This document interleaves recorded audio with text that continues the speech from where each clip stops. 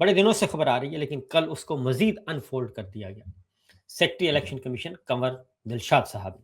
اور انہوں نے ایک نئی راہ دکھائی، بلکہ ایک بیانیہ بنانے کی کوشش کی۔ یہ اس کو کہتے ہیں بیانیہ سازی، اور بیانیہ سازی کے بعد پھر بیانیہ باز جو ہیں اس کو لے کے آگے بڑھیں گے۔ کل کنور دلشاد صاحب سیکٹری رہ چکے ہیں الیکشن کمیشن میں، ایک طویل عرصے سے رہے، کئی انتخابات انہوں نے کروائے، اور لیکن انہوں نے بھی اس نوعیت کی دھاندلی کبھی نہیں کی جس طرح کی دھاندلی 8 فروری 2024 کو کی گئی، یعنی الیکشن کمیشن کے دفتر میں بیٹھ کے نتائج سارے کے سارے تبدیل کر دیے گئے اور نئے جعلی فارم 47 تقسیم کر دیے گئے۔ اس لیے بہت اچھی طرح جانتے ہیں، اور پھر وہ اسٹیبلشمنٹ کی سوچ کو بھی جو ہے ان کے بہت قریب رہ چکے ہیں، ملٹری ڈکٹیٹرشپ انہوں نے بہت قریب سے دیکھی ہے۔ اس لیے کل انہوں نے ایک آئیڈیا دی، اور آئیڈیا انہوں نے یہ دیا کہ جناب آرٹیکل اگر صدر مملکت زرداری صاحب استعفیٰ دے دیتے ہیں تو ایک کرائسس پیدا ہو جائے گا، اور کرائسس پیدا ہونے کے نتیجے میں پھر اس میں آئین میں ایک ترمیم کی جا سکتی ہے، اور ترمیم کر کے جو ہے وہ آرٹیکل 243 میں ترمیم کر کے اس میں کہا جا سکتا ہے فیلڈ مارشل جو ہے وہ صدر مملکت بن جائیں، اور یہ ایک تجویز دی۔ حالانکہ یہ بالکل ایک ایسی بات ہے کہ یہ ایک ڈکٹیٹر کا خواب تو ہو سکتا ہے، ڈکٹیٹر کا پلان ہو سکتا ہے، ڈکٹیٹر کی خواہش ہو سکتی ہے، اور اس خواہش کو آگے بڑھانے کی کوشش کی جا سکتی ہے، لیکن حقیقت میں اس کا کوئی ایسا تعلق واسطہ نہیں ہے۔ عاصم منیر صاحب کے پاس صرف ایک ہی طریقہ ہے ایوان صدر پہ کنٹرول حاصل کرنے کا، یا ایوان صدر پہ قبضہ کرنے کا، اور وہ ہے کہ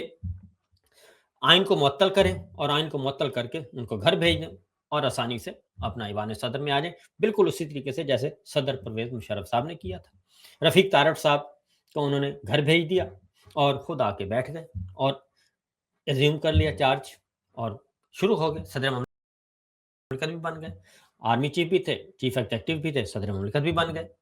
تو اسی طریقے سے جنرل ضیاء صاحب نے کیا تھا، انہوں نے بھی مارشل لا لگایا اور سب کچھ خود ہی بن گئے، ایک ریفرینڈم کروایا، ریفرینڈم کروانے کے بعد وہ چیف مارشل ایڈمنسٹریٹر بھی تھے، صدر بھی بن گئے۔ ایوب خان صاحب نے بھی یہی کیا تھا، یحییٰ خان نے بھی یہی کیا تھا۔ تو یہ سارے کے سارے کام اس طرح ہوتے ہیں۔ یہ آئین کے اندر سے کوئی راستہ نکالنا، آئین کے اندر سے کوئی آئین توڑ کے عاصم منیر صاحب صدر بن سکتے ہیں، آئین کو توڑیں اور توڑ کے صدر بن جائیں، جیسے پچھلے 4 ڈکٹیٹرز جو ہیں میں نے آپ کو بتایا وہ کر چکے ہیں۔ تو یہ ایک ہے۔ اب آئین کیا کہتا ہے؟ آئین یہ کہتا ہے کہ اگر صدر مملکت استعفیٰ دے دیں تو ان کو ہٹانے کا طریقہ کیا ہے؟ مواخذہ، امپیچمنٹ کی جائے، اور چاروں صوبائی اسمبلیاں، قومی اسمبلی اور سینٹ سب مل کر، کیونکہ ان کا الیکٹورل کالج وہی ہے، وہ سب مل کر جو ہے صدر بناتے ہیں، ان کو ووٹ دیتے ہیں، اور وہ سارے مل کر ہی ان کو فارغ کرتے ہیں۔ صدر کو ہٹانے کے لیے 2/3 اکثریت چاہیے، 1/3 وہ سمپل میجورٹی نہیں چاہیے۔ قومی اسمبلی، سینٹ اور چاروں صوبائی اسمبلیاں، چاروں صوبائی اسمبلیوں کے ووٹ برابر ہیں، سینٹ کا 1 مین 1 ووٹ ہے، اور قومی اسمبلی کے سینٹ کے ایکول ووٹ ہیں۔ تو یہ سارے کے سارے طریقہ کار ہے۔ اب اگر زرداری صاحب استعفیٰ دیتے ہیں تو پھر کیا ہوگا؟ ایک ہے امپیچمنٹ کے ذریعے، جیسے کہ پرویز مشرف صاحب کو دھمکی دی گئی کہ ہم آپ کا مواخذہ کرتے ہیں ورنہ آپ استعفیٰ دے دیں، تو انہوں نے استعفیٰ دے دیا اور نکل گئے۔ اور مواخذے کا کیا طریقہ ہے وہ میں آپ کو بتا چکا ہوں۔ اب ہے زرداری صاحب استعفیٰ دے دیتے ہیں، اب استعفیٰ زبردستی لیا جائے گا، تو کیا زرداری صاحب اتنی آسانی سے استعفیٰ دے دیں گے؟ ان کو کیا اپنی سیاسی موت پیپلز پارٹی کی قبول ہوگی کہ یہ سارا جعلی نظام جو ہے وہ سب نے مل کر بنایا، رجیم چینج آپریشن مل کر کیا، جنرل باجوہ کے ساتھ مل کر سب کچھ جو فراڈ ہے وہ سارے کا سارا سب نے مل کر کیا، الیکشن چوری اس وقت جو ہے اراکین کی جو وفاداریاں خریدی، سب نے مل کر پلان کیا، پیپلز پارٹی نے، جنرل باجوہ نے، نواز شریف صاحب نے، نون لیگ نے، جے یو آئی نے، بی این پی نے، اور آپ کے ایم کیو ایم نے، کاف لیگ نے، سب نے مل کر یہ سارا کام کیا تھا۔ تو اس لیے یہ سارے کام آپ نے مل کر کیے، اور اب زرداری صاحب سے کہا جائے کہ جناب اب آپ خدا حافظ، کیونکہ میں نے فیصلہ کیا ہے کہ میں نے اور شریف خاندان نے مل کر اقتدار میں رہنا ہے اور رول کرنا ہے، تو اس لیے آپ تشریف لے جائیں۔ تو زرداری صاحب کیا اتنی آسانی سے استعفیٰ دے دیں گے؟ کیونکہ ان کو دھمکیاں شمکیاں تو دی جا رہی ہیں، اور کبھی محسن نقوی صاحب کے ذریعے اور کبھی ابصار عالم صاحب کے ذریعے دھمکیاں تو ان کو پہنچائی جا رہی ہیں، اور کرپشن کی داستانیں، منی لانڈرنگ کے الزامات، یہ سب کچھ کیا جا رہا ہے۔ لیکن پھر مقابلے میں دوسری سائڈ سے بھی آ رہے ہیں کہ جناب ادھر بھی توجہ دے لیں، پنجاب میں کیا ہو رہا ہے؟ پنجاب میں کیا کوئی سارے منی لانڈرنگ کے سارے جو ہیں چشمے وہ سندھ سے پھوٹ رہے ہیں، وہ تو پنجاب سے بھی پھوٹ رہے ہیں۔ ان کی لڑائی کا ایک فائدہ ہوا کہ ایک دوسرے کے خلاف آہستہ آہستہ چیزیں سامنے آنا شروع ہو جائیں گی۔ ابھی پراکسیز بول رہی ہیں، ان کے ماؤتھ پیس جو ہیں وہ بول رہے ہیں، جو ڈائریکٹ ان کی ابھی تک ٹسل لڑائی شروع نہیں ہوئی۔ اس لیے نمبر 1 یہ تو اب کیا زرداری صاحب، اگر زرداری صاحب استعفیٰ دے دیتے ہیں، فرض کریں استعفیٰ دے دیا، اور اگر وہ استعفیٰ دیتے ہیں تو آئین کیا کہتا ہے؟ آئین یہ کہتا ہے کہ آپ اکثریت لے کے آئیں، آپ دوبارہ سے انتخاب ہوگا، چاروں صوبائی اسمبلیاں، سینٹ اور قومی اسمبلی، وہ نئے صدر کا انتخاب کریں گی۔ جب تک نئے صدر کا انتخاب نہیں ہوگا، چیئرمین سینیٹر یوسف رضا گیلانی اس وقت پیپلز پارٹی کے، وہ قائم مقام صدر بن جائیں گے۔ جب تک انتخاب نہیں ہوگا وہ قائم مقام صدر رہیں گے، یعنی صدارت ایوان صدر پھر بھی پیپلز پارٹی کے پاس رہے گا، اور اس کے بعد پھر ووٹ اکٹھا کریں۔ اب یہ ہے صورتحال اس وقت سچویشن، تو کیا وہ آسانی سے یہ سارا کچھ ہو جائے گا؟ اگلا مرحلہ پھر یہ ہوگا۔ تو یہ تو ہے ایک بات۔ پھر یہ ہاں دوسرا ہے جی آپ آئین میں ترمیم کریں باوردی صدر کے لیے، کہ باوردی صدر ہو سکتا ہے، یہ آئین میں ترمیم کریں۔ یہ آئین تو ٹوٹ توڑا جائے گا۔ یہ پرویز مشرف صاحب کی بھی خواہش تھی، انہوں نے بھی یہ کام کوشش کیا سپریم کورٹ کے ذریعے سے کہ تاحیات باوردی صدر جو ہیں وہ رہ سکتے ہیں، اس کی سپریم کورٹ سے انہوں نے اجازت مانگی تھی۔ پھر وہ اجازت مانگتے مانگتے 3 نومبر 2007 آ گیا، ایمرجنسی لگانا پڑی، اور ایمرجنسی بھی آئین کو توڑا گیا، اور ججز کو گرفتار کر کے ڈال دیا گیا، ان کو گھروں میں رکھ دیا گیا، محبوس کر دیا گیا، اور ان کو حراست میں یہ حفاظتی تحویل میں اس وقت لے لیا گیا، بظاہر نہیں بتایا گیا۔ پھر ان کو افتخار چودھری صاحب کو، چیف جسٹس کو فارغ کرنا پڑا۔ تو اس کے باوجود وہ باوردی صدر کا خواب جو ہے وہ شرمندہ تعبیر نہیں ہو سکا، اور الٹیمیٹلی جنرل مشرف صاحب کا جو انجام ہوا وہ ہم سب کے سامنے ہے۔ تو یہ سب کچھ ہوا، تو کیا اب یہ جو وفاقی غیر، کیونکہ بتایا گیا ہے کہ جی ایک ترمیم کی جائے گی، اور ترمیم جو ہے وہ وفاقی غیرانی عدالت میں چیلنج ہوگی، اور وفاقی غیرانی عدالت میں چیلنج ہوگی، وہ ٹھپا لگا دیں گے۔ تو پہلے تو یہ ہے کہ جو پہلے جو کچھ کیا جا چکا ہے کیا اس کو سنبھال لیا گیا ہے؟ ہر جو آئین شکنی ہے، ہر جرم جو ہے وہ اپنی جگہ پہ برقرار ہے،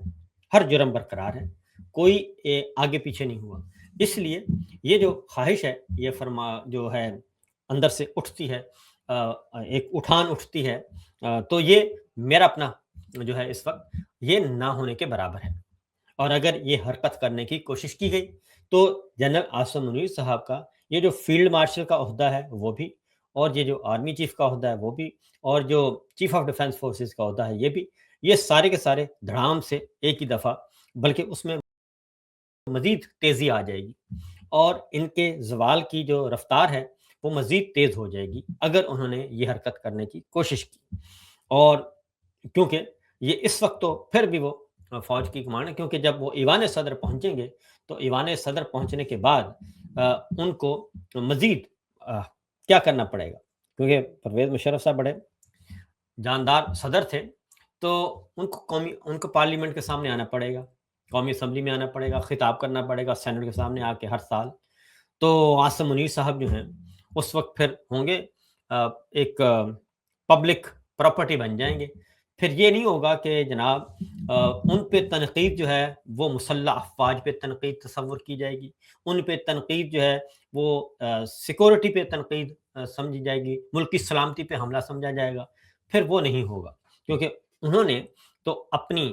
جو ہے وہ زوال، ان کی جو ان کا زوال ہے وہ اس پہ اس وقت پہنچ گئے کہ جس میں مشرف صاحب نے، ضیاء صاحب نے، جنرل ایوب نے کئی سال لگا دیے تھے، اور اس کے بعد وہ اس زوال تک پہنچے تھے۔ تو عاصم منیر صاحب تو وہ ابتدا میں ہی انہوں نے اپنے آپ کو اتنائی متنازع کر دیا، کیونکہ ان کی اپنی اپوائنٹمنٹ جو ہے،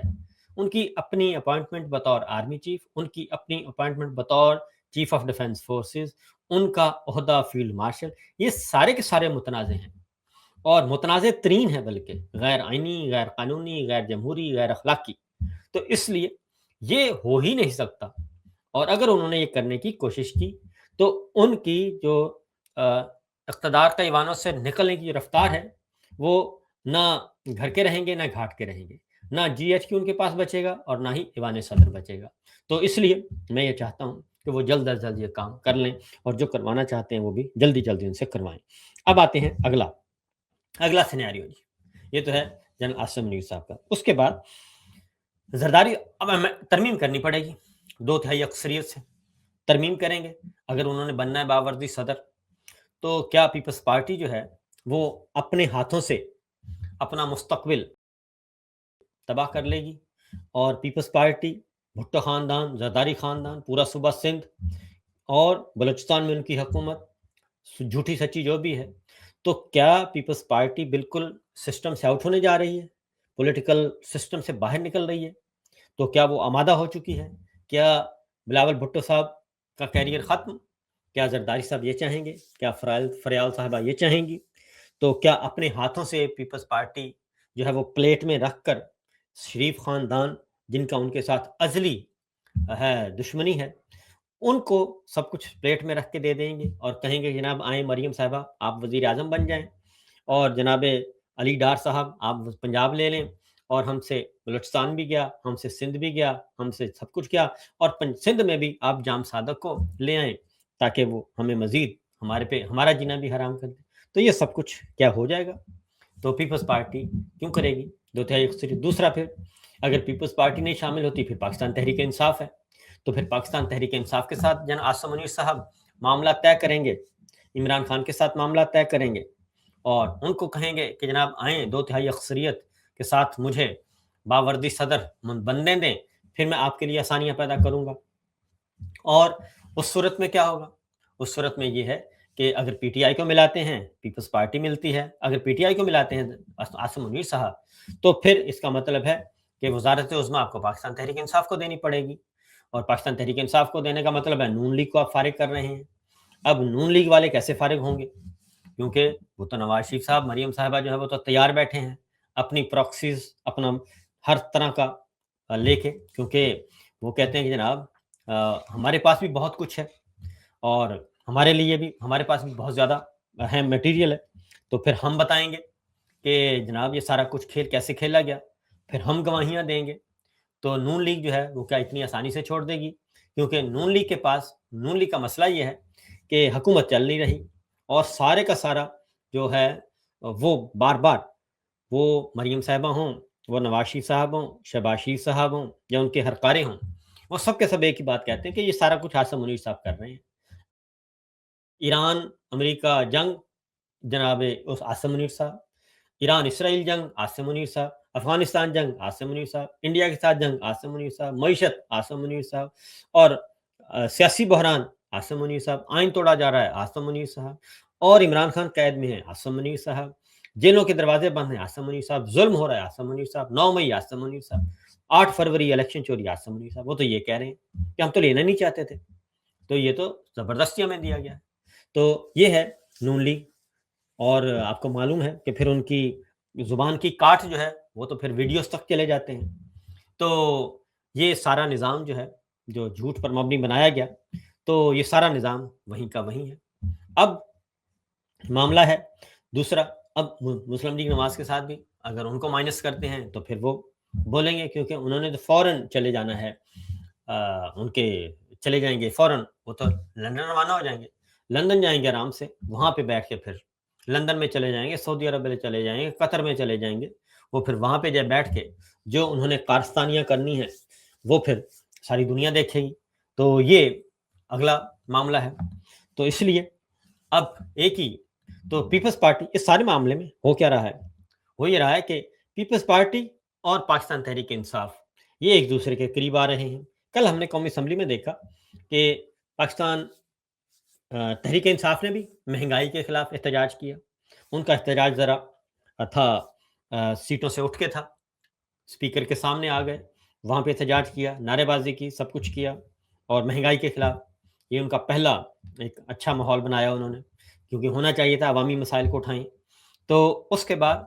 پاکستان تحریک انصاف کو، پاکستان پیپلز پارٹی کے ارکان کو بھی